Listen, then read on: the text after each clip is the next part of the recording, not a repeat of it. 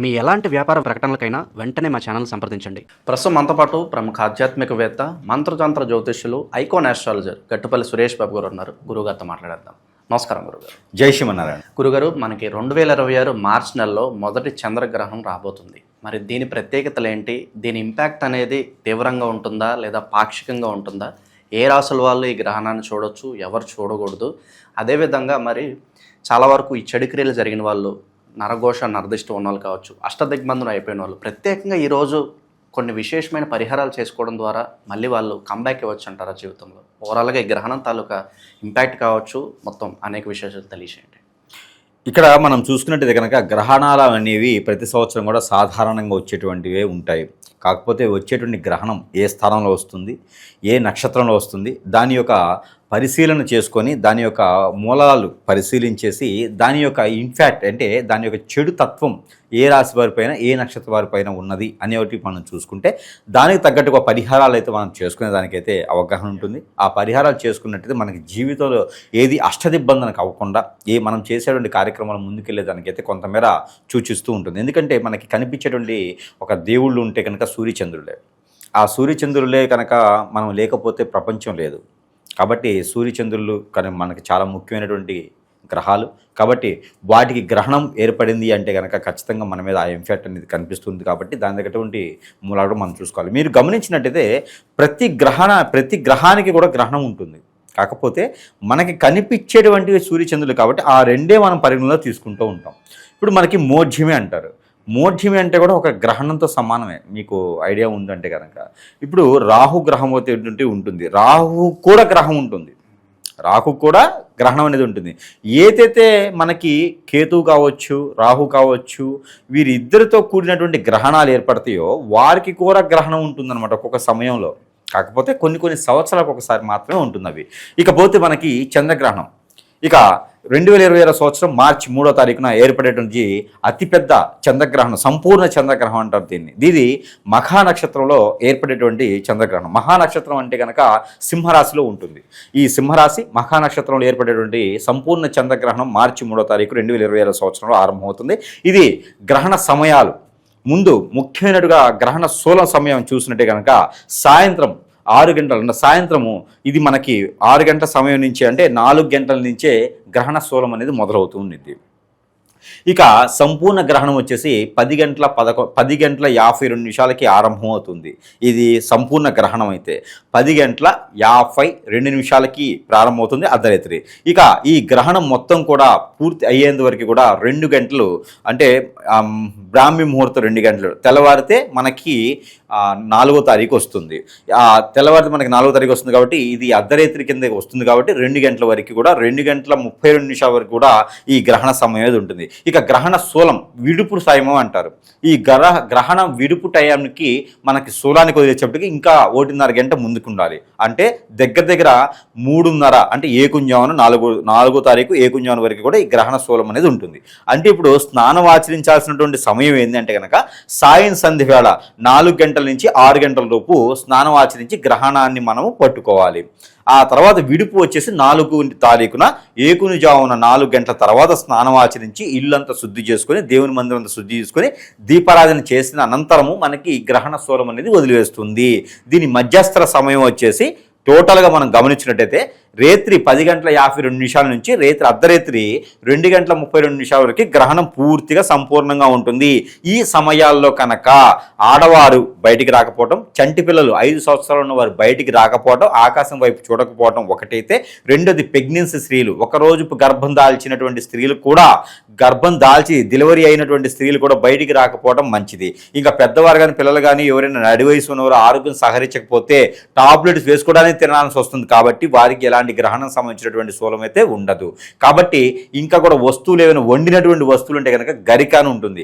ఈ గరిక తీసుకొచ్చుకొని మన ఇంట్లో వస్తువుల మీద వేసుకున్నట్టయితే కొంచెం ఆ గ్రహణానికి సంబంధించినటువంటి ఇన్ఫాక్ట్ అనేది రాకుండా ఉంటుంది. కాబట్టి ఇది గ్రహణానికి సంబంధించిన సమయం. కాబట్టి ఈ గ్రహణంలో ప్రెగ్నెన్సీ బయటికి రాకపోవడం మంచిది. మరొక విషయం, ఎవరైనా కూడా ఈ గ్రహణ సమయంలో భుజించకపోవడం మంచిది. ఈ మధ్యన చాలామంది హాస్పిటల్కి వెళ్తూ ఉన్నారు. హాస్పిటల్కి వెళ్ళి ఏ రోగం నొప్పి లేదయ్యా, టెస్టులు చేస్తే కూడా ఏమీ లేదు, డబ్బులు వేస్ట్ టెస్ట్ చేసుకోవడం, మీకు ఏ జబ్బు ఉందో మాకు అర్థం కావట్లేదని చెప్తారు. గమనించారా? వీరు ఒక్కొక్కసారి గురువు దగ్గరికి వస్తుంటారు. అలాంటి దగ్గర కూడా వచ్చేసి నాకు ఏ రోగం నొప్పి ఉందో అర్థం కావట్లేదు, అన్ని రకాల టెస్టులు అయిపోయినాయి, తెలియట్లేదు అంటారు. ఇది ఏంటంటే గ్రహణం పడుతుంది. గ్రహణ సమయంలో తింటే మనకి లోపల విషం అవుతుంది, అది ఆరోగ్యం క్షీణిస్తుంది. దానివలన వచ్చేటువంటి ఆరోగ్య సమస్యలు టెస్టుల్లో కనపడవు, కానీ మీకు ఆరోగ్యం బాగోదు. ఇవన్నీ కూడా మనం అనుకుంటాము, నాకేముంది, నా జిమ్ బాడీ ఉంది, తొక్కలో బోండాలు బజ్జీలు ఇది తింటే గ్రహణం ఏం చేస్తుంది అన్న అనుకుంటారు. అవి ఆ రోజు చెయ్యవమ్మా. 90 రోజుల్లోపు ఏదో రోజునైతే ఖచ్చితంగా దెబ్బేస్తుంది, మనకి సీటు కింద బాంబు పెట్టుకున్నట్టే పరిస్థితి. కాబట్టి ఎవరైనా తినకుండా ఉంటే మంచిది. ఏదైనా ఉంది అంటే కనుక సాయంత్రం 8 గంటల లోపే తింటే కొంచెం అరుగుతుంది. ఆ గ్రహణ సంబంధించిన ఇబ్బందులు అయితే కొంచెమేర లేకుండా ఉంటాయి. ఒక వాటర్ అయితే తాగొచ్చు, హాట్ వాటర్ తాగొచ్చు, ప్రెగ్నెన్సీలు కూడా హాట్ వాటర్ తాగొచ్చు. ఒకప్పుడు గ్రహణానికి ఏంటంటే మంతానికి అతుక్కుని పడుకోమని చెప్పేవారు. ఈ రోజు ఆరోగ్యం సహకరించదు. కేవలము ఆ ఉదయించేటువంటి చంద్రకిరణాలు ఆ నైటు ఆకాశంకి వెళ్ళి చూడకుండా ఉండి ఇంట్లో తిరగొచ్చు, ఇబ్బంది ఏం లేదు. మరీ ప్రెగ్నెన్సీ స్త్రీలు పాసుకు కూడా వెళ్ళకూడదేమో, అలానే మంచానికి అతుక్కుని పడుకోవాలని ఇబ్బంది పడకండి. అలా ఏం లేదు, వీరు తినొచ్చు, ద్రవ్యానికి సంబంధించి తినొచ్చు. అంతేగనక మీరు పోయేసి అసలు ఏం తినకుండా ఉంటే కడుపు మాడిపోద్ది, రేపటి రోజు లేచేటప్పటికి హాస్పిటల్లోకి వెళ్ళాల్సి వస్తుంది. అలాంటి ఏం చేయకండి. కేవలము ఉదయించి కిరణాలు పడకూడదు, అలానే ఆకాశం వైపు చూడకూడదు. ఆ రెండు చేస్తే సరిపోతుంది తప్పితే ఇంట్లో తలుపులు వేసుకొని లోపల కూర్చొని అనేక రకాల సినిమాలు చూడొచ్చు, ఏదైనా చేసుకోవచ్చు, ఇబ్బంది అయితే లేదు. ఈ గ్రహణానికి సంబంధించిన కొంతమందికి సందేహం ఉంటుంది గురుగారు, ఎవరన్నా గ్రహణం రోజే బిడ్డకు జన్మనిస్తే కనుక ఆ పిల్లల పరిస్థితి ఏంటని చెప్పి ఒక సందేహం ఉంటుంది. వాళ్ళ జాతకం ఎలా ఉంటుంది అంటారు? సాధారణ ఏం కాదండి. ఇప్పుడు బ్రహ్మదేవుడు మన జాతకాన్ని రాసి పంపిస్తాడు. బ్రహ్మదేవుడు రాసినటువంటి జాతకాన్ని ఇప్పుడు డెలివరీ అయిన దానికి ఎవరేం చేయలేరు, దానికి పరిహారాలు ఉంటాయి. గ్రహణానికి సంబంధించింది డెలివరీకి సంబంధం లేదు. మనం ఊపిరి పీల్చుకున్నంత వరకు కూడా, మన ముక్కులు పనిచేసినంత వరకు కూడా మనం ఆయుష్తో ఉంటూనే ఉంటాం, ప్రాణంతో ఉంటూనే ఉంటాం. ఆ ప్రాణంతో ఉన్నంత వరకు కూడా ఎలాంటి జన్మనైనా ఇవ్వచ్చు, ఏ సమయమే ఇవ్వచ్చు. ఇది మంచిది, ఇది చెడ్డది అట్లా ఏం లేదండి. గ్రహణం అనేది కొంతమందికి మనకు పనికొస్తుంది. అది ఎవరికంటే సాధువులకి, అఘోరాలకి, రాక్షసులకి, తున్మతులకి, రమ్మతులకి, నాక్షతులకి, ఇంకా కూడా నేర్చుకునేటువంటి సాధన చేస్తున్న గురువులకి, మంచి చెడు చేసేటువంటి తత్వం ఉన్న వారికి, వీళ్ళందరికీ కూడా పనికొస్తుంది. ఏదైనా ధ్యానం చేయడానికి పనికొస్తుంది తప్పితే కామన్ పీపుల్కి ఇటువంటి సందర్భంలో చేసే పనికి రాదు గ్రహణం అనేది. వారు జన్మనివ్వచ్చు, కనొచ్చు, పెంచొచ్చు, పెద్ద చేయొచ్చు, ఏదైనా మంచి కార్యక్రమం చేసుకోవచ్చు, దానికి సంబంధం లేదు. అది దేవాది దేవతలైనటువంటి రాహుకేతువులకు సంబంధించింది, అది సూర్యచంద్రులకు సంబంధించింది. కాబట్టి మన మీద ఎఫెక్ట్ అనేది ఈ రకంగా ఉంటుంది తప్పితే జన్మనివ్వచ్చు బిడ్డకి, తప్పేం లేదు. కాకపోతే బిడ్డకి జన్మిస్తున్నారు కాబట్టి అక్కడ గబక్కన ఏదైనా ఆ రోజున జన్మించినటువంటి బిడ్డలు ఎవరైనా ఉంటే కనుక వద్దని చెప్పకండి. దానివల్ల నా ఉమ్మునీరు మింగుతారు. మళ్ళీ ఆ రోజు డెలివరీ అవ్వట్లేదు అనుకోండి, మళ్ళీ ఉమ్మునీరు మింగి అది పెద్ద ప్రాణగండాలు ఉంటాయి, ఇద్దరికి కూడా ఉంటాయి. అలాంటి ఏం చేయకండి. ఇప్పుడు నేను ఏదైనా కాదు అని చెప్పాను అనుకోండి, ఎంతోమంది ప్రాణం తీసినట్లు లెక్క. కాబట్టి ఎవరైనా సరే భూమి మీద పడేటువంటి జన్మించేటువంటి హక్కు అనేది ప్రెగ్నెన్సీ వచ్చిన ప్రతి ఒక్కరికి ఉంటుంది. కాబట్టి ఈ గంట ఆపాలి, ఈ రోజు ఆపాలి అనేది చేయకండి. ఏ సమయమైనా బిడ్డని జన్మించేసానికి చేయొచ్చు. అప్పటి నుంచి వారి జాతకం ఉంటుంది. ఇప్పుడు ఒక విషయం అండి, మన జాతకంలో ఒక బిడ్డ పుట్టగానే జాతకం రాయిపిస్తే ఈ అబ్బాయి ఖచ్చితంగా కలెక్టర్ అవుతాడు అని రాస్తాం, జాతకంలో రాస్తాం. రాసిన తర్వాత కొన్నాళ్ళు పోయిన తర్వాత కలెక్టర్ కాడే ఉంటుంది. తల్లిదండ్రుల ఆలోచన మా అబ్బాయి కలెక్టర్నే ఉంటాడు. వీడు బయటికి వెళ్ళి పబ్బులకు వెళ్తుంటాడు, క్లబ్బులకు వెళ్తుంటాడు, ఫ్రెండ్స్తో అనేకమైనటువంటి కార్యకలాపాలు చేసేసి ఎగ్జామ్స్ రాయాడు, చదువుకోడు, సంధ్య లేదు, వీళ్ళు పట్టించుకోరు. మా అబ్బాయి కలెక్టర్ కదా ఉంటారు కానీ వీళ్ళు పట్టించుకోరు, ఏం చేస్తున్నాడు వదిలిపడేస్తారు. మంచి ఫ్రెండ్షిప్ దొరికేసి ఆ రకంగా వెళ్ళిపోతారు, ఏదో అమ్మాయిని అబ్బాయిని పట్టుకుని వెళ్ళిపోతూ ఉంటారు. ఇక వీడు కలెక్టర్ ఎక్కడ అవుతారు, బిల్లు కలెక్టర్ కూడా కాడు. మరి జాతకం చూస్తేనేమో కలెక్టర్ అని ఉంది, మరి బిల్లు కలెక్టర్ కూడా కాలేడా. కాకపోతే ఇక్కడ ఏంటంటే మన పరిసరాలు, పుట్టిన తర్వాత ఆ అబ్బాయిని పెట్టేటువంటి క్రమశిక్షణ, పద్ధతి, నియమాలు అవన్నీ కూడా మనం చూసుకోవాలి. ఇవన్నీ గ్రహణాలకు సంబంధించి. మా అబ్బాయి గ్రహణం రోజు పుట్టాడండి, ఆ రోజు పుట్టాడు కాబట్టి అమావాస్య రోజు పుట్టాడండి. అమావాస్య రోజు పుట్టిన బిల్ కలెక్టర్ అయ్యాడు, బిల్ క్లింటన్ అయ్యాడు అమావాస్య రోజు పుట్టి. మరి దేశాన్ని పాలించాడు ఒకప్పుడు. ఎవరో వేరే నాయకులు ఉంటారు, అమావాస్య రోజు పుట్టిన వాళ్ళందరూ చాలా బాగుంటుంది. ఇప్పుడు మనకి సౌత్ సైడ్ చూస్తుంటే అమావాస్య అనేది పండగ, ప్రతి హోపిని కూడా అమావాస్య రోజు చేసుకుంటారు, గ్రహణం రోజు చేసుకుంటారు. మన సైడ్ వచ్చేప్పటికి గ్రహణాన్ని అమ్మో మేము దగ్గర రానియమంటారు అనమాట. కాబట్టి అది ఏం లేదు. అలాగా గ్రహణం రోజు జన్మించినా కూడా ఇబ్బంది అయితే లేదు. కాబట్టి ప్రెగ్నెన్సీ స్త్రీలను ఇబ్బంది పెట్టకండి. ఏ రోజు జన్మించినా ఏ రోజు కన్నా తప్పు లేదు. వారి దగ్గర పరిహారాలు ఖచ్చితంగా ఉంటాయి. ఆ పరిహారాలు చేసుకుంటే సరిపోతుంది. ఇక ఈ గ్రహణ శూలం అయితే కనుక ఈ సమయాన్ని పాటించుకొని ఉండాలి. ఇలా భుజనం చేస్తే కాబట్టప్పుడు పెద్దవారు ఎవరైనా ఉంటే కనుక ఖచ్చితంగా భోజనం చేయొచ్చు. ముఖ్యంగా ఆ రోజు తినకూడనటువంటి వస్తువులు చికెను, మటను, ఫిష్, రొయ్య, పీత, వాగు, ఒడ్డు ఇవన్నీ తినకూడదు. నాన్ వెజ్ భుజించకూడదు. మరొకటి సీ ఫుడ్ అండి అంటారు. సీ ఫుడ్ కూడా తినకూడదు. సీ ఫుడ్, బీ ఫుడ్, ఈ ఫుడ్ ఏం తినకూడదు నాన్ వెజ్లో. మరొకటి ఇక ఈ గ్రహణ రోజున వంకాయ, గోంగూర, ఆలు, గడ్డకూరలు, క్యారెట్, బీట్రూట్ ఇవన్నీ తినకూడదు. ఇవన్నీ కూడా దానం ఇవ్వాలి. దానం ఇస్తే మనకున్నటువంటి దోషాలు, పితృదోషాలు అన్నీ పోతాయి. ఇక తెల్లవారిన తర్వాత 15 రోజుల దాకా అంటే మళ్ళీ అమావాస్య వచ్చే లోపు కనుక ఈ పితృదోషాలకు సంబంధించినటువంటి రాహుకేతు దోషాలకు సంబంధించి ఇంకా కూడా ముఖ్యంగా ఈ గ్రహణానికి సంబంధించి చంద్రదోషాలు అంటారు. ఇంట్లో ఉన్నటువంటి స్త్రీలు, చెల్లి కావచ్చు, అక్క కావచ్చు, కూతురు కావచ్చు, తల్లి కావచ్చు, ఇంకా కూడా భార్య కావచ్చు, ఇంట్లో ఆడవారు అనేక రకాల రిలేషన్లో ఉంటూ ఉంటారు. వీరందరికీ కూడా ఆరోగ్యం బాగుండాలంటే ఇంట్లో ఉన్నటువంటి పెద్దవారు, మగవారైనా ఆడవారైనా సరే వీరందరి పేర్లు చెప్పి అంతా బాగుండాలి. ఈ గ్రహణానికి సంబంధించినటువంటి శోభ, ఆ ఒక నిరోహమైనటువంటి శోభ ఏదైతే ఉందో అది మా దగ్గరికి రాకూడదు అని చెప్పేసి నమస్కారం చేసుకొని చంద్రగ్రహణానికి సంబంధించినటువంటి దానాన్ని మనం ఇవ్వాలి. దాంతోపాటు ఏమేమి ఇవ్వాలి అంటే కనుక గోధుమలు 1 కిలో, బియ్యం 1 కిలో, వెండి సంబంధించిన రూపు 1, ప్రతిమ కానీ రూపు కానీ ఇలా ఉంటాయి కదా, ఏదో ఒకటి తీసుకొని వైట్ తువ్వాల వస్త్రం 1 తీసుకొని ఎక్కడైనా మీ సమీపంలో ఉన్నటువంటి పంతులు గారో, అర్చకుల వారో, బ్రాహ్మణులకో ఈ దానం ఇవ్వాలి. కాలికి నమస్కారం చేయకూడదు. దానం ఇచ్చేసి ఆ చంద్రగ్రహణానికి సంబంధించినటువంటి శోభకి ఈ యొక్క దానం ఇస్తున్నావు నాయన అంటే ఆ చంద్ర భగవానుడు దీవిస్తుంటాడు. చంద్ర భగవానుడు ఏది ఇచ్చినా దీవిస్తాడు. ఆయన బోలాశంకరు కన్నా గొప్పవాడు. ఇంకా ఏం చేస్తాడంటే పంచె నులిపోగు ఉంటుంది. ఆ నులిపోగు స్వామివారికి లేసి దండం పెట్టుకుంటే కూడా ఆహా ఎంత ప్రేమ నా మీద అని చెప్పేసి మనమేం దీవిస్తూ ఉంటాడు. మన మైండ్ అంతా బాగుంటుంది. కాబట్టి ఎవరికైనా స్ట్రెస్ అవుతుంది, ఆర్థికంగా ఇబ్బందులు ఉన్నాయి, డబ్బు రావట్లేదు అనుకుంటే కనుక బియ్యం దానం చేస్తే డబ్బులు వస్తాయి. ఇంట్లో ఆర్థికపరమైన ఇబ్బందులు, కన్యపిల్లల నుండి పెళ్లి కావట్లేదు, జాబ్ రావట్లేదు అంటే కనుక గ్రహణం అనంతరం దానం ఇవ్వండి. బియ్యము ఇవన్నీ కూడా దానం ఇస్తే ఖచ్చితంగా మంచి జరిగేదానికి ఉంటుంది. కాబట్టి ఇలాంటివి చేయాలి. అంతేగానికి నేను అది తింటా ఇది తింటా నన్ను ఏది చేయలేదు అంటే మాత్రం ఖచ్చితంగా ఇబ్బంది అవుతుంది. ఆడపిల్లలని అయితే ఇబ్బంది పెట్టకూడదు. అలాగే గురుగారు, ఇప్పుడు ఈ గ్రహణాన్ని ప్రత్యేకంగా ఏ రాసుల వాళ్ళు చూడకూడదు? ఇది అసలు ఎవరికి ప్లస్ ఎవరికి మైనస్ అంటారు? సో ఏ విధంగా వెళ్తే బాగుంటుంది? కొంతమంది రోడ్డు మీద గురువుగారు మరి అన్ఎక్స్పెక్టెడ్గా మేము గ్రహణాన్ని చూసాము, మరి ఏమన్నా కీడు జరుగుతుందా అని చెప్పి సందేహాలు ఉంటాయి. ఇందాక మీరు చెప్పిన దానాలు అవి ఇచ్చుకుంటే సరిపోతుందంటారా? చూసిన వాళ్ళు ప్రత్యేకంగా ఏమైనా చేసుకోవాలంటారా? ఒకవేళ చూశారనుకోండి, చూడాలి ఇంక తప్పదనుకున్న వారు గరిక కానీ ఇలాచీలు కానీ జేబులో పెట్టుకుంటే సరిపోతుంది. ఆ గ్రహణానికి సంబంధించినటువంటి శోభ అయితే కనుక, చెడు దృష్టి అయితే వీరి మీద పడకుండా ఉండాలి అనుకుంటే కనుక గరిక 2 పెలికలు తీసుకొని జేబులో పెట్టుకొని వెళ్ళాలి. ఇక 2 ఇలాచీలు జేబులో పెట్టుకుని వెళ్ళాలి. ఇంగువ కూడా జేబులో పెట్టుకుని వెళ్ళొచ్చు. ఇది చేస్తే కనుక ఆ ఒక దోషం అనేది పెద్దగా బాధించకుండా ఉంటుంది. ఎవరికైనా తిరగకుండా తప్పకుండా అయితే ఉండదు. వారి వృత్తిపరంగా బయటికి వెళ్ళాలి. ఆ ఇన్ఫెక్ట్ అనేది మన మీద, మన మైండ్ మీద పడుతుంది. చంద్రగ్రహణం శోభ ఏంటంటే మన మైండ్ గేమ్ ఆడుతుంది అనమాట. చెడు దృష్టి చూపిస్తుంది. మైండ్ అంటే స్ట్రెస్ అయిపోతూ ఉంటారు, అనారోగ్య పాలైపోతూ ఉంటారు. కాబట్టి ఇలాచీలు కానీ, ఇంగువ కానీ, గరిక కానీ జేబులో పెట్టుకుంటే ఆ ఇన్ఫెక్ట్ అనేది ఉండదు. తర్వాత పారేటువంటి నీటిలో అది వేసేయాలి.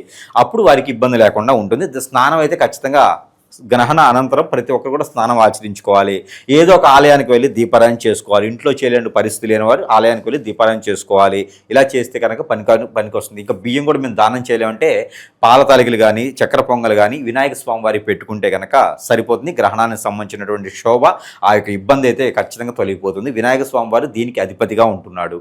దత్తాత్రేయ స్వామి కూడా అధిపతి ఉంటాడు, కానీ వినాయక స్వామి ముఖ్యంగా ఉంటారు.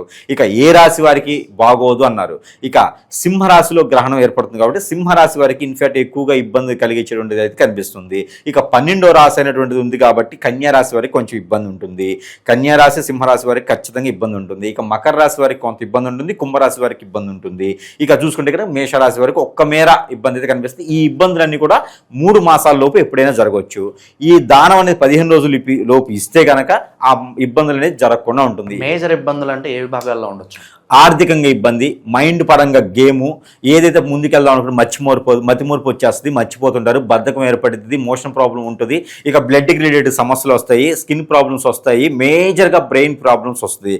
బ్రెయిన్ క్యూబర్ రాదు, బ్రెయిన్కి సంబంధించిన ఆలోచన మతిమూర్పు రావటము, కోపం రావటము, చికాకు రావటం, ఒక పని ముందుకెళ్ళకపోవటం, ఇంట్లో ఉన్న ఆడవాళ్ళకి అనేజీగా ఉండటము, ఆరోగ్యం క్షీణించడం లాంటి సమస్యలు అయితే వచ్చేలా కనిపిస్తున్నాయి. కాబట్టి దానికి సంబంధించి దానమే ఇది. ఇక ఇవన్నీ కూడా చేయలేకపోతాం అంటే కనుక కంటిన్యూగా 7 రోజుల పాటు వినాయక స్వామివారికి గుంజులు తీసుకోవాలి. గుంజులు తీస్తే కనుక గ్రహణ దోషం కొంతమేర తగ్గుతూ ఉంది.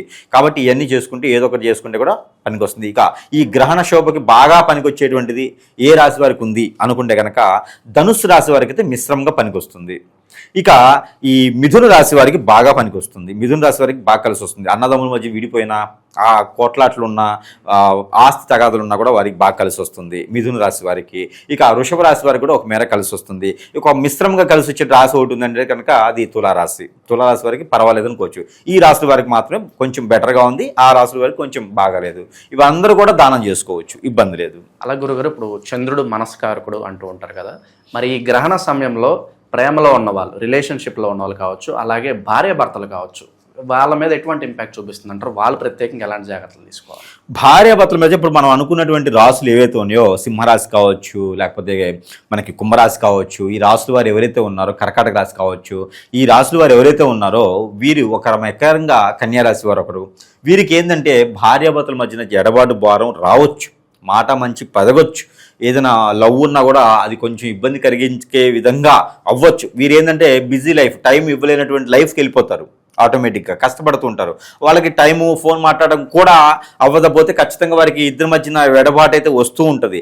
అది పెద్దది కాకుండా చేసుకోవాలంటే కనుక ఇలాంటి దానం చేసుకుంటే, లేదా ప్రతిరోజు పాలలో తేనేసుకుని తాగితే కనుక, ఇలాంటి వారు భార్యాభర్తలు చేసేవారు ప్రతిరోజు ఉదయాన్నే పాలలో తేనేసుకుని తాగాలి 15 రోజుల పాటు. అలా చేస్తే వీరికి భార్యాభర్తల నుంచి గొడవలు, కొట్లాట రాకుండా ఉంటుంది. ఇక లవ్ ఉండేది కనుక లవ్ అయితే ఖచ్చితంగా ఫెయిల్ అవుతారు. 12 రాసుల వారికి కూడా లవ్ ఎఫెక్ట్ అయితే ఉన్నది, మోసపోతారు. ఎవరో ఒకరైతే ఖచ్చితంగా మోసపోతారు. కాబట్టి అలా మోసపోకుండా ఉండాలి అనుకుంటే కనుక ఒక 56 రూపాయలు ఇద్దరు చుట్టూతో తిప్పుకొని ఎక్కడైనా పారేడు నీటిలో కానీ లేదా ఏదైనా పేదవాళ్ళకి ఇస్తే కూడా సరిపోతుంది. ఇలా పేదవాళ్ళకంటే 56 రూపాయల కంటే ఇంకో 56 రూపాయలు కలుపుకొని పేదవారికి ఇస్తే కనుక ఆ గ్రహణానికి సంబంధించిన దోషం అనేది తొలగిపోతుంది. ఆ వెండి రూపు ఏదైతే ఉందో అది తీసుకొని ఇద్దరి చుట్టూన తిప్పుకొని నీళ్ళలో పడివేయాలి. అలా చేస్తే కనుక లవ్ అనేది ముందుకు వెళ్తూ ఉంది. వారిద్దరి మధ్యన ఎడబాటు భారం అనేది లేకుండా, కొట్లాటలు లేకుండా ఉంటుంది. అనుమానం కూడా తగ్గుతుంది. జీవితానికి సంబంధించిన ముఖ్యమైన నిర్ణయాలు ఈ టైంలో తీసుకోకుండా ఉండవే మంచిది అంటారా? ఖచ్చితంగా తీసుకోవచ్చు, అట్లా ఏం లేదు. గ్రహణానికి సంబంధించినటువంటిది జీవితం ఎదగేదాన్ని తీసుకునేదానికి తీసుకోవచ్చు. దానాలు తీసుకుంటే మంచిది. కాకపోతే మనసు మైండ్ మన చేతిలో ఉండకుండా, ఆధీనం లేకుండా ఎడుబడితడి పోతూ ఉంటాయి. కాబట్టి మన కంట్రోల్లో మన మైండ్ ఉండాలి, మన బాడీ మన కంట్రోల్లో ఉండాలి. కాబట్టి దానాలు చేసుకున్న వారు అయితే చేసుకోవచ్చు. ఇక దానం చేయలేనటువంటి వారు ఉన్నారంటే షుగర్, బియ్యం, అది మనకి షుగర్ ఉంటుంది కదా, పంచదార, ఈ పంచదార ఒక 2 కిలోలు ఎవరికైనా దానం ఇవ్వాలి. చెరుకు రసం 10 మందికి ఇప్పించాలి. అప్పుడు వీరు ఏదైనా మీటింగులు ఉన్నా, ఏదైనా జీవితానికి సంబంధించిన నిర్ణయం తీసుకోవాలన్నా కూడా సరిపోతుంది. ఇంక 2 కాదంటే బెల్లం, వినాయక స్వామి దగ్గర బెల్లం పెట్టేసుకొని నమస్కారం చేసేసుకొని ఇక వీరు చేసుకోవచ్చు. ఇలాంటి దానాలు చేసుకుంటే వారికి జీవితంలో ముందుకెళ్ళటం ఆలోచన ఉంది అనుకుంటే చేసుకోవచ్చు. ఈ గ్రహణం ఇంపాక్ట్ అనేది ఈ గోల్డ్ అండ్ రియల్ ఎస్టేట్ మీద ఏమైనా ఇంపాక్ట్ చూపిస్తుంది? అలాగే రాజకీయ నాయకులు కావచ్చు, ఇటువంటి రంగాల మీద ఏమైనా ప్రధాన ఇంపాక్ట్ అనబడుతుంది అంటారా? రాజకీయ నాయకుల మీద అయితే ఖచ్చితంగా కనిపిస్తుంది. పెద్ద నాయకులు, దేశానికి రాష్ట్రానికి సంబంధించిన నాయకులు ఎవరైతే ఉన్నారో వారు కొంచెం ఆరోగ్యం క్షీణించడం అయితే కనిపిస్తూ ఉంటుంది. పార్టీలు నైట్ మోసం చేసి పార్టీలు మారేటువంటి తత్వం ఎక్కువ కనిపిస్తూ ఉంటుంది. పక్కన ఉన్న వాళ్ళు ఎన్ని పొడి చేయడం తత్వం ఎక్కువ కనిపిస్తూ ఉంది. కాబట్టి నాయకులు అనుకునే వాళ్ళు ఎవరైతే ఉన్నారో వారు కొంచెం పక్కన వాళ్ళు ఉన్న వాళ్ళతో జాగ్రత్తగా ఉండాలి. నీకు తినేటప్పుడు ఫుడ్లో ఏదైనా కలిపియవచ్చు, కాబట్టి ఎవరిని నమ్మేటువంటి పరిస్థితి లేదు. వాళ్ళ మైండ్ సెట్ని గేమ్ కాడి కొనేస్తారు డబ్బులు పెట్టేసి. ఈ గ్రహణం అదే శోషిస్తుంది. కాబట్టి కొంత ఇన్ఫ్యాక్ట్ ఏంటంటే ఫైర్ యాక్సిడెంట్ జరిగేటువంటి కూడా కనిపిస్తుంది. కాబట్టి కొంచెం జాగ్రత్తగా ఉండాలి. ఎందుకంటే కేతు ఉన్నాడు ఇక్కడ, కేతు పుట్టినటువంటి గ్రహం ఇది. కాబట్టి మోసం, కేతు అంటే మొత్తం మోసంతో ఉంటుంది అనమాట. మన పక్కనే కూర్చొని మన కింద బాంబు పెట్టిపోతాడు. అట్లాంటి మోసాలు జరుగుతాయి రాజకీయ నాయకులకి. అయితే కొంచెం జాగ్రత్తగానే ఉండాలి. ఎవడో వచ్చేసి నేనేదో మిమ్మల్ని వదిలిస్తానని చెప్తే చూసి చూడకుండా కళ్ళద్దాలు పెట్టుకొని సంతకం పెట్టేసాం అనుకోండి, మన రాష్ట్రాన్ని కూడా లాగేస్తారు. కాబట్టి బిజినెస్ మ్యాన్స్ అయిపోతారు మొత్తం. నాయకుల కన్నా బిజినెస్ మ్యాన్స్ అని చెప్పుకోవచ్చు.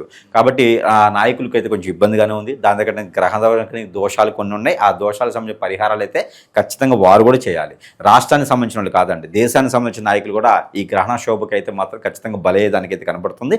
ఆ శుభదృష్టి అయితే వాళ్ళ మీద కూడా ఉంది. కాబట్టి ఇక బంగారం సంబంధించి అయితే కనుక బంగారం హెచ్చుతగ్గులేటువంటి రేట్ అయితే స్థిరంగా ఉండేటువంటి స్థాయి అయితే కనుక 1,50,000 రూపాయలు స్థిరంగా ఉంటుంది. కాబట్టి ఎవరైనా డబ్బులు పెట్టుబడి పెట్టాలంటే ఎక్కువగా బంగారమే పెట్టకండి. వెండి అయితే మాత్రం చుక్కలు అందుతాయండి. చుక్కల కన్నా హైట్కి వెళ్ళేటువంటిది అయితే వెండి రేటు పెరుగుతుంది. ఎందుకంటే ఇది సింహరాశిలో వస్తుంది, మఖా నక్షత్రంలో వచ్చేటువంటిది. కాబట్టి మఖా నక్షత్రానికి ఇది రవి అధిపతి ఉన్నారు. రవి అధిపతి అంటే ఇక్కడ చంద్ర భగవానుడు కూడా ఉచ్చంలో ఉంటాడు. కాబట్టి ఈ యొక్క గోల్డ్ కన్నా కూడా సిల్వర్ రేట్ అనేది కొంచెం ఎక్కువ పెరిగేటువంటి ఆలోచన అయితే రానున్న కాలంలో కనబడుతుంది. కాబట్టి ఇన్వెస్ట్మెంట్ చేయాలనుకుంటే కనుక సిల్వర్ మీద చేయొచ్చు, కానీ గోల్డ్ మీద అంత పెద్దగా చేయడానికి అయితే ఉండదు. అదేంటంటే మన మైండ్ సెట్లోనే అటు ఇటు అవుతుంది అనమాట, ఇబ్బంది పడతారు. పోయినసారి కూడా అట్లనే అయ్యేసి దాదాపు 2 లక్షల కోట్ల రూపాయలు జనాలు లాస్ అయినటువంటి పరిస్థితి ఏర్పడుతుంది. కాబట్టి బంగారం పెద్దగా బాధించేదానికి లేదు. కాబట్టి 1,50,000 రూపాయలకు అటు ఇటుగా ఉంటుంది అంతే బంగారం, కానీ సిల్వర్ పెరుగుతుంది. కాబట్టి దాని మీద ఇన్వెస్ట్ చేసుకోవచ్చు. ఇక రాజకీయ నాయకులకు చాలా జాగ్రత్తగా ఉండడం మంచిది. ముచ్చివాత పడేలా కూడా ఉంది. గురుగారు, ఇక మీరు ఒక తాంత్రిక ఉపాసకులు. సో ఒక ప్రశ్న ఉంది, మీరు మాత్రమే దానికి సరైన సమాధానం చెప్పగలుగుతారు. ఇప్పుడు ఎవరైతే ఈ నరఘోష నరదిష్టి ఎక్కువగా ఉంది, శత్రువులు ఎక్కువగా ఉన్నారు గురుగారు, లేదంటే మనసేం బాగోట్లేదు, ఎటు వెళ్ళాలో అర్థం కావట్లేదు, అష్టదిగ్బంధనం అయిపోయాము, లేదంటే మా మీద కుళ్ళుతోనూ రందితోనూ ఎవరో ఒకరు ఏదో ఒక చెడు క్రియ చేయించారు, అష్టదిగ్బంధనం అయిపోయాము, జీవితంలో ఎటు వెళ్ళాలో తెలియట్లేదు అని చాలామంది బాధపడుతూ ఉంటారు. బయటకు వచ్చి చెప్తారు, కొంతమంది లోపల బాధపడుతూ ఉంటారు. మరి అమావాస్య తాంత్రిక శక్తులకి చాలా పవర్ఫుల్. మరి అటువంటి శక్తుల్ని తిప్పికొట్టడానికి, కాస్త ఈ ప్రభావాలను తగ్గించుకోవడానికి ప్రత్యేకంగా ఈ గ్రహణం రోజు మనం ఏదైనా చేసుకోవచ్చు అంటారా? ఖచ్చితంగా అండి, ఖచ్చితంగా చేసుకోవచ్చు.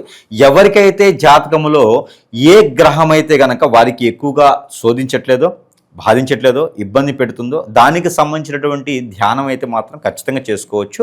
ఈ గ్రహానికి సంబంధించిన జపం అంటారు, ఈ జపం ఖచ్చితంగా చేసుకోవచ్చు. లేదా ఇష్టదైవానికి జపం చేసుకోవచ్చు, ధ్యానం చేసుకోవచ్చు. లలిత సహస్రనామం లాంటివి, దత్తాత్రేయ స్వామివారి మంత్రం పఠన కానీ ఇవన్నీ కూడా వీరు చేసుకుంటే కనుక మంచి సానుకూలం పడేటువంటి యోచన అయితే కనిపిస్తుంది. అదే గ్రహణ రోజునైతే ఇంట్లో కూర్చొని ఎవరికి వారైతే ఆ గ్రహాలకు సంబంధించిన ధ్యానం అయితే చేసుకోవచ్చు. ఇక హిప్నాటిజం, బ్లాక్ మ్యాజిక్, వశీకరణం, చాతబడి, బాగలముఖి, భానుమతి, ఏక్షణి, ధూపమతి, ధూపావతి, స్పిరిట్ లాంటివి ఏదైనా చాలా జరుగుతూ ఉన్నాయి ఈ రోజుల్లోనూ. ఇక గురువుకు ఒక పేరు పెట్టుకొని చేస్తూ ఉన్నాడు. చివరికి వచ్చేటప్పటికి చాతబడే అంటారు దాన్ని.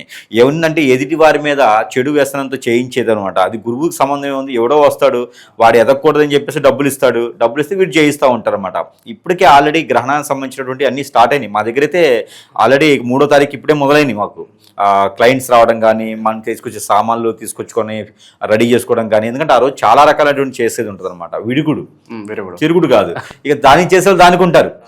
చాతబడి చేయించాలని, లేకపోతే ఎదుటివాడు బాగుపడకూడదని, ఆ అమ్మాయి నాకు దానికి కూడా శక్తి ఉంటున్నారు. దానికి ఉంటుంది. చెడు చేయొచ్చు, మంచి చేయొచ్చు. మంచి చేసే కానీ చెడు చేసే వాళ్ళు ఎక్కువ మంది ఉన్నారు, మంచి చేసే చాలా తక్కువ మంది ఉన్నారు. ఇప్పుడు బలైన వాళ్ళు ఉంటారు. ఆల్రెడీ పోయినటువంటి గ్రహణం సూర్యగ్రహణం ఉంది. సూర్యగ్రహణానికి ఎక్కువగా చేతబడులు చేస్తారు. చేతబళ్ళు అందులో ఆ రోజు మంగళవారం వచ్చినట్టుంది. ఆ చేతబళ్ళు చేయటము, మనిషిని ఇబ్బంది పెట్టడము, హిప్నాటిజం చేయటము, వశీకరణ చేయటము, ఇలా చేసి ఎదుటి వ్యక్తుల్ని ఇబ్బంది పెట్టడము, వశపరుచుకోవటం, ఇలాంటి చేసి చాలామంది ఇబ్బంది పడుతున్నారు. భార్యాభర్తల జీవితాల్లో నిప్పులు పోసుకుంటున్నారు. చిన్న చిన్న పిల్లలండి. ఒక తల్లిదండ్రికి ఒక పాప ఉంటుంది, 16-17 సంవత్సరాల పాప ఉంటుంది, చక్కగా ఉండి చదువుకుంటూ తన పని తను చేసుకుంటూ ఉంటుంది.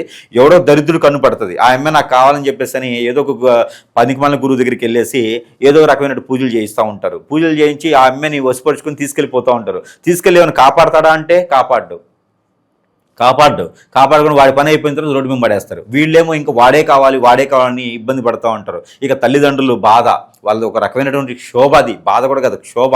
ఇక ఎందుకురా బాబు జీవితం అనిపిస్తుంది. అలాంటి వాళ్ళకి బాగు చేసేదానికి మనం ఎంచుకున్నాము. ఇలాంటి గ్రహణాల ద్వారా అలాంటి వారు ఎవరైనా సంప్రదిస్తే కనుక ఖచ్చితంగా వారికి విరుగుడు అయితే మాత్రం అవుతుందండి. ఆ విరుగుడు చేసేదానికైతే ఖచ్చితంగా మేము దానికి సహకరిస్తాము. ఎక్కడైనా బాగుపడకుండా, ఎక్కడైనా ఏదో చేయిస్తాను లక్షల రూపాయలు గుంజేసినటువంటి పరిస్థితులు ఉన్నాయి ఈ రోజుల్లోనూ. ఏ పని అవ్వకుండా గురువులే హిప్నటైజ్ చేసే విధంగా ఈ వ్యవస్థ చాలా మారిపోయిందండి. మొన్న ఈ మధ్య ఒకటి చూశానండి, 3 days బ్యాక్ ఒకడు ఎవడో పేరు చెప్పి వచ్చేసి కొన్ని మాధ్యాల్లో వచ్చేసి, ఇది నేను పర్టికులర్ చూసినాను, మాధ్యాల్లో వచ్చేసి వాళ్ళందరినీ హిప్నటైజ్ చేసేసి, ప్రజల్ని హిప్నటైజ్ చేసేసి, మీకు ఏది కావాలో చెప్పండి 24 గంటలు నేను చేస్తాను, ఏమంటారు వాటిని, న్యూడ్ పూజలు, ఏదో అమ్మవారి పేరు చెప్పి న్యూడ్ పూజలు చేస్తని చెప్పి ఒక రూమ్ తీసుకొని ఆ రూమ్లో కూర్చోబెట్టేసి అందరినీ న్యూడ్ పూజలు చేసుకుంటూ వాళ్ళని ఇంప్లిమెంట్ చేసేస్తూ ఉన్నారు.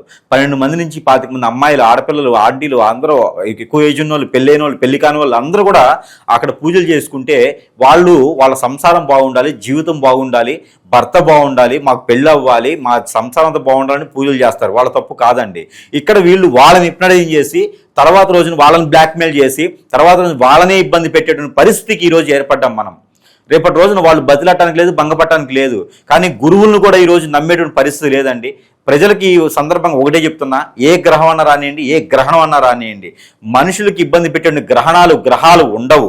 ఏదైనా ఛాయ ఉందంటే అది మానవ గ్రహం చేసేటువంటి క్రియల వల్ల మాత్రమే ఏర్పడుతూ ఉంది. ఒక దరిద్రముడు అక్కడికి వస్తాడు, ఆడొచ్చేసి దశమహావిద్యులు అని చెప్పేసి అని మద్యం పెట్టేసి దశమహావిద్యులు అని చెప్పి మందు తాగొచ్చని చెప్తాడు. ఎక్కడ ఏమైపోతుందో సనాతన ధర్మంలో విలువలు ఏమైపోతుందో తెలియట్లేదు. కాబట్టి ప్రేక్షకులకి ఈ సందర్భం కూడా చెప్తున్నా, ఏ గ్రహం వచ్చినా, ఏ గ్రహాలు వచ్చినా దానికి పరిష్కార మార్గాలు ఉన్నాయి. దానికి ఏదైనా దానాలు ఉన్నాయి, ధర్మాలు ఉన్నాయి, యజ్ఞ, యాగ, హోమ, జప, తప దర్శనాలు ఉన్నాయి. ఏ దేవుని దర్శనం చేసుకున్నా కూడా మీకు కొంతమేర ఉపశమనం దొరుకుతుంది. అంతేగాని గురువుల్ని ఏది పడితే ఆ గురువుని నమ్మేసి వెళ్తే కనుక ఖచ్చితంగా మనం ఇబ్బంది పడేటువంటిది ఏది కనిపిస్తుంది. ఇది మాత్రం ప్రతి ఒక్కరు కూడా అవగాహన రావాలి, అవేర్నెస్ వీడియో అనుకోవాలి తప్పితే అలాంటి వాటి జోలికి వెళ్ళకండి. ఎవడో వచ్చి చేస్తానని మాత్రం నమ్మేట పరిస్థితి లేదు. చివరికి మీ కన్న బిడ్డలు దూరం అవుతున్నారు, భార్యాభర్తలు దూరం అవుతున్నారు, పిల్లలు దూరం అవుతున్నారు. జాగ్రత్త చూసుకోవాలి. చాప కింద నీరులాగా ఇది వెదజల్లుతుంది. కాబట్టి కొన్ని రకాల సంఘాల వాళ్ళు వచ్చేసి ఈ రకమైన వ్యవస్థకి తీర్చేస్తున్నారు. ఇవన్నీ సనాతన ధర్మంలో లేవు. ఇవి సనాతన ధర్మంలో విషయాలు కావు. కాబట్టి ప్రతి ఒక్కరు కూడా గమనించుకోవాలి. మన పిల్లలకి మనమే గైడెన్స్ ఇవ్వాలి. ఇలా ఉంటే ఇలా అమ్మ, బయట వాళ్ళకి ఇలా చెప్పాలి, ఇలా ఉండాలని చెప్పి మనమే గైడెన్స్ ఇవ్వాలి. అంత శృతిమించిన వాళ్ళు ఏదైనా మీకు అనేజీగా ఉంది, అన్ఫిట్గా ఉంది, ఏ పని చేసినా ముందుకు వెళ్ళట్లేదు అంటే కనుక ఖచ్చితంగా మీ వెనక ఏదో జరుగుతుంది అర్థం. అవన్నీ కూడా అలాంటి వారు ఉంటే కనుక ఖచ్చితంగా సంప్రదిస్తే వారికి సరైనటువంటి పరిష్కార మార్గం చూపించేటువంటి అవగాహన అయితే మన దగ్గర లభ్యపడుతుంది. కాబట్టి సంప్రదించవచ్చు. గురుగారు, కొంతమంది సంప్రదించలేని వాళ్ళు కూడా ఉంటారు. మరి ఆ రోజు ఈ ప్రభావాలు ఎంతో కొంత తగ్గడానికి మంచి తాంత్రిక పరిహారం ఏదైనా ఉంటే మీ ద్వారా తెలియజేయండి. ఖచ్చితంగా అండి. ఆ రోజు ముఖ్యంగా వీరు చేసుకోవాల్సిందంటే కనుక ఆ అవకాశం ఉన్నంత వరకు కూడా వీరు బయటికి రాకుండా ఉండాలి. రెండోది, ఏ ఫుడ్ కూడా గ్రహణ సమయంలో తినకుండా ఉంటే మంచిది. వాటర్ తాగొచ్చు, పాలు కూడా తాగకూడదు. వాటర్ అయితే తాగొచ్చు, హాట్ వాటర్ అయితే ఇంకా మంచిది. ఇవి వారికి వారు చేసుకోవాల్సిన పరిహారాలు. ఇక ఇష్ట గ్రహానికి వారిలో గోచార ప్రకారంగా ఏ గ్రహానికి లోపం ఉందో ఆ గ్రహానికి సంబంధించినటువంటి ధ్యానం, జపం చేసుకోవచ్చు. కూర్చొని బాసపడేసుకొని జపం చేసుకోవచ్చు. ఈ 3 వారు చేసుకొని పరిహారాలు. ఇకపోతే ఆ రోజున వీరు గ్రహణం ఏర్పడక ముందే ఏదైనా హనుమాన్ ఆలయంలో కానీ, వినాయక ఆలయంలో కానీ కొబ్బరికాయ కొట్టుకొని గ్రహణానికి సంబంధించినటువంటి శూల ఏదైతే ఉందో ఆ ఒక చెడు దృష్టి మా మీద ఉండకూడదని నమస్కారం చేసుకొని రావాలి. ఆ తర్వాత గ్రహణం అనంతరం 4వ తారీఖు లేదా 4వ తారీఖు నుంచి ఒక వారం రోజులు తీసుకున్నట్టయితే ఏదో ఒక రోజు ఆలయానికి వెళ్ళేసి ఏదో అభిషేకం చేసుకుంటే చాలా మంచిది. శివాలయానికి వెళ్తే చాలా మంచిది, లేదా వినాయక స్వామి దగ్గరికి వెళ్తే చాలా మంచిది, హనుమాన్ దగ్గరికి వెళ్ళినా కూడా చాలా మంచిది. అక్కడక్కడ ప్రాంతీయ ఆచార ప్రకారంగా చేసుకున్నట్టయితే చాలా బాగుంటుంది. ఇక తర్వాత ఏదైతే మనం చెప్పినటువంటి దానం ఉందో ఆ బియ్యము, ఆ రావి చెమ్ము కానీ, అది మనకి స్టీలు చెమ్ము కానీ, లేకపోతే వెండికి సంబంధించినటువంటి ఒక రూపు పాత్ర, ఒక వైట్ వస్త్రం తీసుకెళ్ళి బ్రాహ్మణోత్తమునికి దానం ఇస్తే కూడా చాలా మంచిది. ఇలాంటి కార్యాలు చేసుకున్నట్టయితే కనుక గ్రహాలకు సంబంధించిన విషయానికి బాగుంటుంది. ఇకపోతే నవధాన్యాలతో పాటు ఉలవలతో పాటు కందులతో పాటు గోధుమలతో పాటు జొన్నలతో పాటు బియ్యం, ఇవన్నీ కూడా కలగలుపుని అన్నీ కూడా పావుకిల చొప్పును తీసుకొని ఇవన్నీ కూడా మనకి చంద్రగ్రహణం అనంతరం కనుక దానం చేసినట్టయితే కనుక మనకున్నటువంటి పితృదోషాలు, కాలసర్ప దోషం, నాగదోషం, కుజదోషం, ఏలాంటి కలత్ర దోషాలు ఉన్నా కూడాను అవన్నీ కూడా పటాపంచలేదానికి ఉంటుంది. పితృదోషాలకు ఏమైనా చేసుకోవచ్చు, మరొకటి చేసుకోవచ్చు. ఈ గ్రహణ సమయాల్లో గ్రహణం అనంతరం కూడా నది, వాగు, ఏరు, సెలయేరు, బ్రహ్మగుండం, వాగు, కాలవలు ఇలాంటి వాటిల్లో కనుక స్నానం ఆచరించేసే కనుక మనకున్నటువంటి చర్మ వ్యాధులు దూరమవుతాయి, మనకున్నటువంటి గ్రహరీత్య దోషాలు దూరమవుతాయి. కాబట్టి ఆ ఏ బట్టలు అయితే మనం స్నానం చేస్తాం ఆ బట్టలు అక్కడ విడిచేసి వచ్చేసేయాలి. ఇది గ్రహణానికి సంబంధించినటువంటి పెద్ద విశేష. ఇది చేసుకుంటే కనుక ప్రపంచం మొత్తం చాలా బాగుంటుంది. సనాతన ధర్మంలో విలువలు కాపాడుకుంటే చాలా బాగుంటుంది. ఈ గ్రహణం రోజున మనకున్నటువంటి చెడు అలవాటు, ఎఫ్ఐఆర్ కావచ్చు, మనకున్నటువంటి మద్యం తాగడం తాగొచ్చు, ధూమపానం చేయడం కావచ్చు, ఇంకేదైనా చెడు అసలు బెట్టింగ్ పెట్టుకోవడమా, లేదా ఇంకేదైనా చెడు అలవాట్లు మనకు ఉన్నాయా అంటూ కనుక ఆ అలవాట్లు ఒకటి వదిలేస్తే కూడా వీరికి మంచి సానుకూలపడేటువంటి వాతావరణం లభ్యపడుతుంది. కాబట్టి మన విషయాలు, పర్సనల్ విషయాలు ఎవరు షేర్ చేయకుండా మానవ గ్రహానికి అసలు చెప్పకుండా ఉండి ఇలాంటి పాటిస్తే కనుక ఈ గ్రహణానికి సంబంధించిన విషయాలన్నీ కూడా చాలా బాగుంటుంది. ఆ తర్వాత కూడా ముందుకు వెళ్ళే జీవితం కూడా ఉంటుంది కదా. ఎందుకంటే మనకి 19వ తారీఖు నుంచి కొత్త సంవత్సరం ఆరంభమవుతుంది. ఆ కొత్త సంవత్సరం నుంచి కూడా అన్ని రకాలు కూడా బాగుండాలని మనస్ఫూర్తిగా కోరుకుందాం. ఓవరాల్గా చంద్రగ్రహణం ప్రత్యేకతలు కావచ్చు, ప్రతి ఒక్కరు తీసుకోవాల్సిన జాగ్రత్తలు, ఎటువంటి రెమెడీస్ చేసుకోవాలి, మంచి విశ్లేషణ అందించారు. ధన్యవాదాలు సార్.